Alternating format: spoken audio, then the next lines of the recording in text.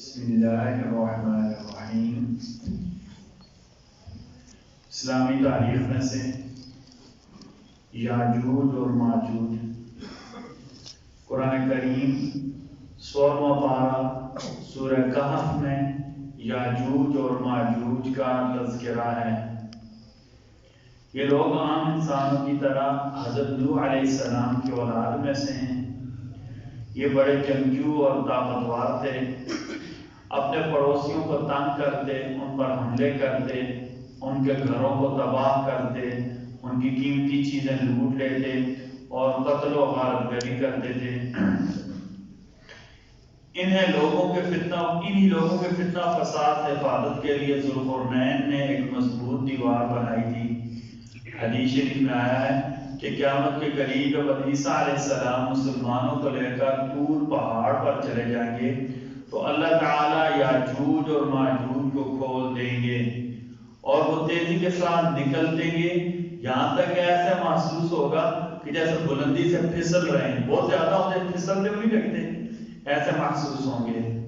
اچھا، ان میں سے پہلے لوگ بحیرہ طبریہ سے گزریں گے تو سارے پانی کو پی کر دریا کو خشک کر دیں گے۔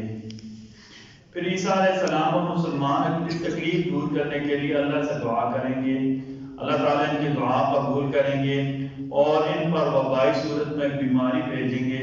تھوڑی دیر بعد یاجوج اور ماجوج تباہ و برباد ہو کر ہلاک ہو جائیں گے۔ ایک فرض کے بارے میں ورثاء کے درمیان میراث تقسیم کرنا۔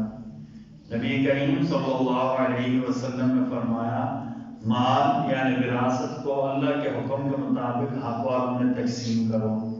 یعنی کوئی فوت ہو گیا، اس نے جو مال چھوڑا ہے تو سارے حقداروں کے درمیان تقسیم کرنا واجب ہے، لڑکیوں لڑکوں کے درمیان اس طرح جو ہے نا حالات کو مناسب سے تقسیم کرنا واجب ہے۔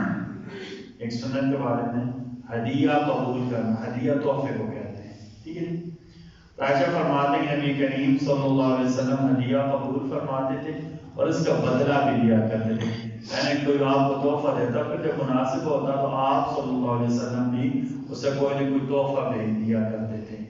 اچھا، یہ ضروری ہے کہ اتنی قیمت کا ہو۔ مثلا میرا ایک مثال ہے، میں نے کوئی درخت لگایا ہے، اس کا پھل ہے، میں کسی کو تحفہ بھیج دوں، کسی کے یہاں کچھ اور ہے مجھے بھیج دے، ٹھیک ہے نا، ایسے ترتیب۔ ہمارے ہاں اب تو کم ہوتا ہے، کس زمانے میں ہوتا تھا کہ ایک گھر میں سالن پکتا تھا، دوسروں کے گھروں میں بھیجا جاتا تھا، پڑوسی کے گھروں میں یہ معاشرت کی بھی اور سماجیت کی بھی اور اس سنت کی بڑا اعلیٰ ترین قسم میں سے، ٹھیک ہے، کہ سالن پکتا تھا، پڑوسی ان کے دوسرے پڑوسی ان کے رشتہ دار آپس میں دوسرے کے گھر بھیجیں، اچھی چیز بنی ہو فلاں کے گھر بھیج دیں، ٹھیک ہے۔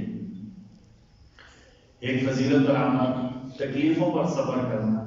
نبی کریم صلی اللہ علیہ وسلم نے فرمایا، مسلمان کو جو بھی تھکاوٹ، بیماری، غم، دکھ یا تکلیف پہنچتی ہے، یہاں تک کہ کانٹا بھی جو اسے چبھتا ہے، اس کے بدلے میں اللہ اجر کے طور پر اس کے گناہ معاف فرما دیتے ہیں۔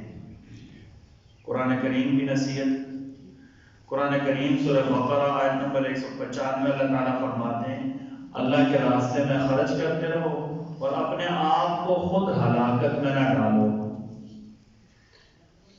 اللہ تعالیٰ نیکی کرنے والوں کو پسند کرتے ہیں۔ اللہ تعالیٰ ہم سب کو کہنے سننے سے زیادہ عمل کی توفیق عطا فرمائے۔